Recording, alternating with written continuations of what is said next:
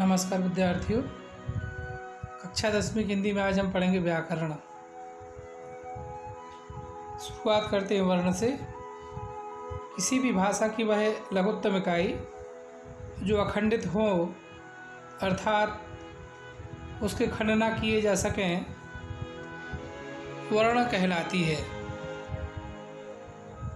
हिंदी भाषा में देवनागरी लिपि की संस्कृत वर्णमाला प्रयुक्त होती है। यथा स्वर, एक बार हम स्वरों का अभ्यास करेंगे।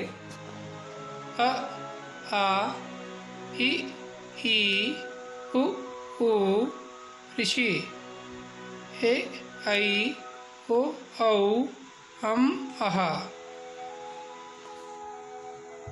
यहाँ स्वरों को पढ़ने का अनुपात 1:2 होता है। अब चलिए व्यंजन देखते हैं। व्यंजन वर्ण, पहले हम वर्ग वर्ण देखेंगे। क वर्ग, इस समूह में 5 सदस्य हैं।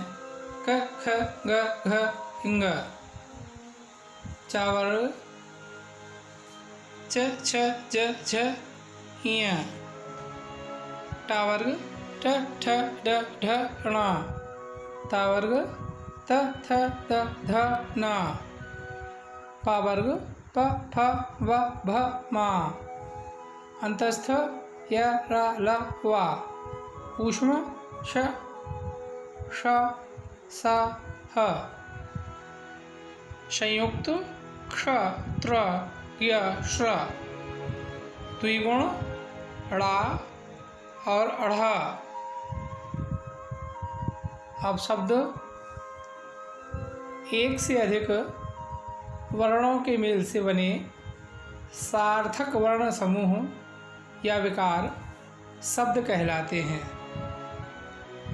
जैसे सोहन, खीर, मीरा, खेलता, शतरंज इत्यादि।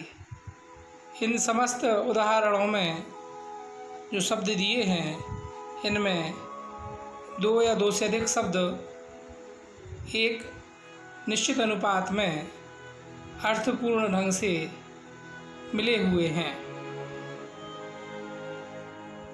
ऐसा आवश्यक नहीं कि वर्णों का हर समूह शब्द ही होता है। जैसे काधन माधन ला बराबर कमल एक फूल, जबकि ला का मा लमक यह निरर्थक शब्द है, क्योंकि यह इसका कोई अर्थ नहीं स्पष्ट हो रहा है। इसलिए इस प्रकार के समूह निरर्थक शब्द कहलाते हैं। निष्कर्ष, यहाँ एक बात स्पष्ट हो जाती है कि केवल वर्णों के सार्थक समूह को ही शब्द की संज्ञा दी जा सकती है। शब्द भेद, व्युत्पत्ति या बनावट के आधार पर शब्द भेद। व्युत्पत्ति के आधार पर शब्द के 3 भेद हैं। एक रूढ़, दूसरा यौगिक और तीसरा है योग रूढ़। रूढ़ की परिभाषा, जो शब्द किन्हीं अन्य शब्दों के योग से न बने हों और किसी विशेष अर्थ को प्रकट करते हों तथा जिनके टुकड़ों का कोई अर्थ नहीं होता, वे रूढ़ कहलाते हैं। जैसे कल, पर। इनमें काला, पारा 3 अलग अलग वर्ण कर दिए गए हैं, पर इन वर्णों का कोई अलग से कर देने से अर्थ नहीं स्पष्ट होता, अतः यह निरर्थक हैं। यौगिक की परिभाषा, जो शब्द कई सार्थक शब्दों के मेल से बने हों वे यौगिक कहलाते हैं। जैसे देवालय, इसमें 2 अलग अलग सार्थक शब्द हैं। देवधनालय अर्थात देवता के लिए मंदिर।